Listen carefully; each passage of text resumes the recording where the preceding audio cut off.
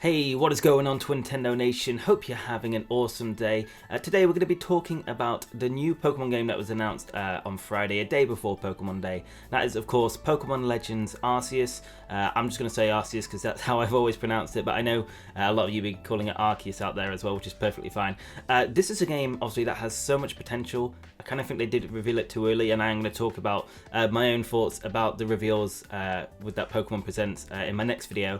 But we're going to be talking about 10 things you need to know about these games. A lot of them obviously are going to be covered from what we saw in the trailer, but there's also some leaked stuff, some leaked photos and kind of gameplay that wasn't shown in the trailers, but it was leaked a few hours before the Pokemon Presents went live, and everything else they kind of showed off were true, so I'm assuming these are true as well. They look 100% legit. So they're not anything like major spoilers, but there are things we can expect to see in these games. So obviously if you don't really want to see that, it's going to be towards the end of the video, but again, they're not massive spoilers, it's just things we can expect to see in these games. So yeah, let's just start off this video. Let's jump into the first thing you need to know about Pokemon Legends Arceus. So starting us off, something that was quite obvious and evident in the trailer is that you can catch and battle Pokemon. That isn't something new, obviously, to the Pokemon formula, but what is new is that you can actually kind of choose to catch a Pokemon or battle it kind of differently. So for example, we saw in the trailer with a female protagonist, she kind of stealthily walks up behind a Shinx, throws a Pokeball and catches it, and that is without, actually entering a Pokemon battle like usual. You would normally run into a Pokemon, a battle would start, you'd throw at your Pokemon, weaken it, or just throw an Ultra Ball or Quick Ball off the start, obviously, and catch it straight away. But this time you can kind of decide which Pokemon to choose to either battle and then catch, or just catch straight off the bat without throwing out your own Pokemon. How this works, we're not exactly sure, because we do see, obviously, later, a Pokemon battle, we see a few like Riolu versus Rhyhorn, and obviously Garchomp versus Gallade, and we don't know whether that's, a Pokemon you can just battle or catch, but it's interesting that you can just walk around, throw Pokeballs and catch Pokemon,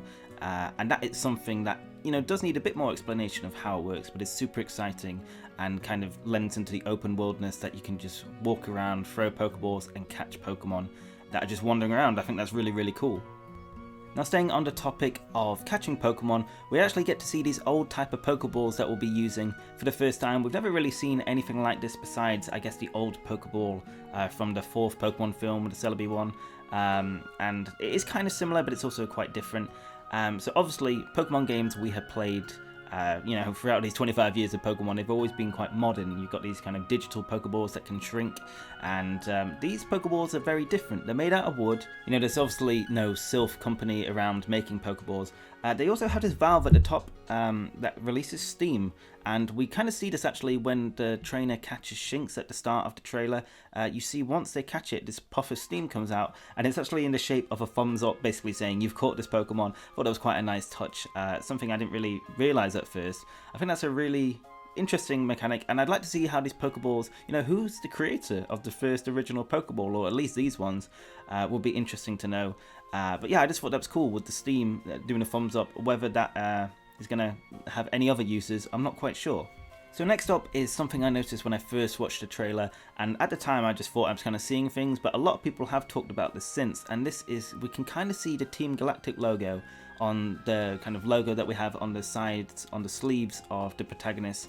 We also see it in like the Professor's lab, which we don't know the Professor's name yet, and we assume it's their lab because that's where the starter Pokemon are. But as you can see, there is a very big similarity between the the modern day Team Galactic logo and the logo that we have on the protagonist sleeves.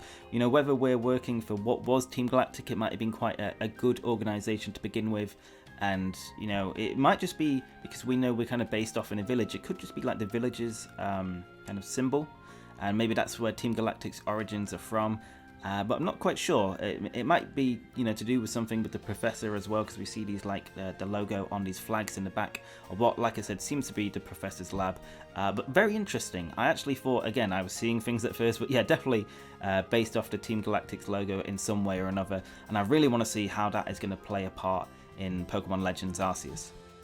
And speaking of the Professor, obviously the starters were revealed, which were very interesting. I really like this. I've always kind of wanted a Pokemon game that just mixes up the starters. They're all from different regions, and these starters were obviously Rowlet, Cyndaquil, and OSHAWOTT, all from different regions, which were obviously Alola, Johto, and Unova.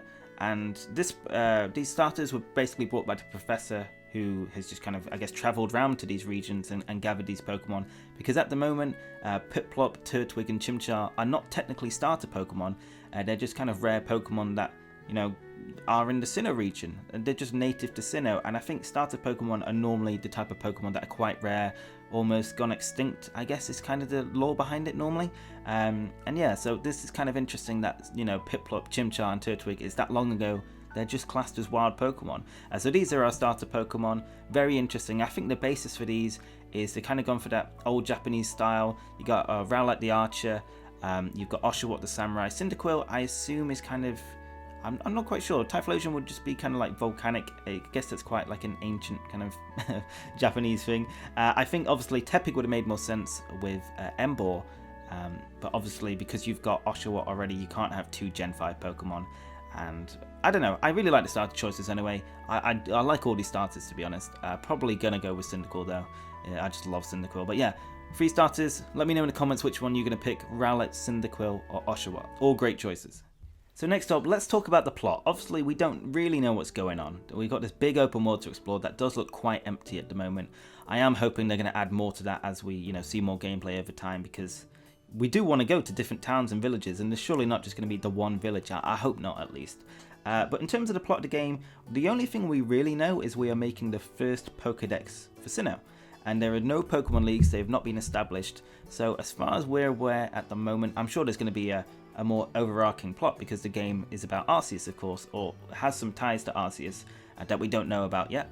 But the plot for now, we know, it is basically making that first Pokédex. Whether we're going to get a Pokédex prototype, I'm not sure. It's probably just going to be a notepad, looking at it. Just going to have a little notepad book. We'll write down the Pokemon we catch.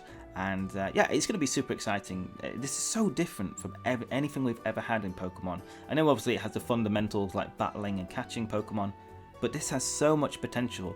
I'm just really hoping they kind of meet those expectations from us fans. Right, so now we're going to be talking about a few things that have leaked early from the game that weren't shown in the trailer. These next 3 points. So the last 2 points are going to be stuff that aren't spoilerific. So if you don't want to see these, like I said, they're not too major, but if you don't want to see them, skip to point 9 on the video. But first of all, we are going to talk about overworld bosses, similar to stuff you would see in Breath of the Wild and other games like that. Because this is what this looks like, this picture. I can't really see what this Pokemon is. Obviously, got to assume it is a Pokemon, but no idea really what it is. It's kind of hard to see, but we can see a health bar. I'm assuming this is an overworld boss. It has to be. It's, you know, big, fiery, whatever it is, with that health bar. Similar to, like I said, Breath of the Wild, when you come across overworld bosses and their health bar would appear. That's what I assume it is. I could be really wrong with this, but that's what it really looks like to me. And that is really exciting, to, you know, to be traveling around the Sinnoh region. A big Pokemon pops up and kind of like hunts you down. That health bar appears and you've got to get your Pokemon to fight it off. That sounds really cool, honestly. I hope that is the case. Like I said, this is a photo that leaked. It might not be in the game anymore, but I'm assuming it will be, because a lot of the other stuff seems to be as well. So next thing, I guess this really isn't spoilery, because I feel like we heard about this, but we can see that battles are obviously turn-based in the trailer. They're also action-based from what we've heard. So we have some leaked photos and text here, and essentially what this is saying is that battles are seamless. So instead of like a kind of transition going into battle, you basically just start a battle as soon as you encounter a Pokemon. I guess that's kind of similar to if you've ever played Xenoblade, and you kind of like walk up to an enemy and it will kind of start the battle instantly. It seems like it's going to be similar to that. So battles, they do have some turn-based things. You can pick a move, but also we see with these screenshots that, you know, your Pokemon and another Pokemon are fighting in the background, whereas you're controlling your character. And that seems like something that is going to be quite different from Pokemon games we played. They didn't really show that in the trailer, did they? It seemed to be turn-based from what we saw. But I do think this is something they're going to try and change. Apparently the combat's similar to Final Fantasy. It's an active turn-based, something you can, you know, use commands but also do other things. So I'm assuming what that means is your Pokemon could be battling, you can give it commands, and then you can try and throw your Pokeball from the distance and try and catch it. Apparently if you have no Pokemon, the Pokemon will attack you, and if you take enough damage, the battle ends. and I'm assuming you just black out like you usually do, or did they call it whiteout or blackout? I can't remember in Pokemon. Anyway, it's the same thing. You basically pass out, and yeah, it's an interesting concept. Like I said, we didn't see this in the trailer, so whether this is still in the game, I'm not sure, but I'm gonna say it probably is. I think this is a really cool concept as well. So the final leaked information I want to talk about are these pictures, and I'm not sure if they're kind of placeholder Pokemon or not. But basically, these are Pokemon that you can mount and basically travel around the region. So you can, like, ride on top of one to go across the land. You can seem to fly with one and also climb a mountain. These look weird. They kind of look like the silhouette designs you'd see in the old Pokemon games, like the dark silhouette of a bird that would just pick you up and you fly. I'm not sure if these are placeholders or they're actually going to be, if you catch a Pokemon, they'll kind of fill in that silhouette or whatever. They'll be doing that animation instead. It's interesting though. Yeah, I'm not really sure what these Pokemon are, but especially the climbing one looks really weird. But the flying one kind of looks like the one we'd seen in past Pokemon games, as I said. But that's really cool if you can use your Pokemon to travel around an open world region. I think that would definitely benefit because it's going to be a massive, massive region, I'm assuming. A lot to explore. And that will definitely benefit exploration, going up mountains a bit quicker and just kind of riding around Pokemon to get to places. But yeah, that seems to be a very interesting concept, something that wasn't shown in the trailer. I'm a big fan of that. But that is the last leaked thing. Let's move on to point 9, and this is essentially Arceus. We know Arceus is going to be the focal point, for these games. We didn't really get to see much about it besides like a nice kind of CG render of it.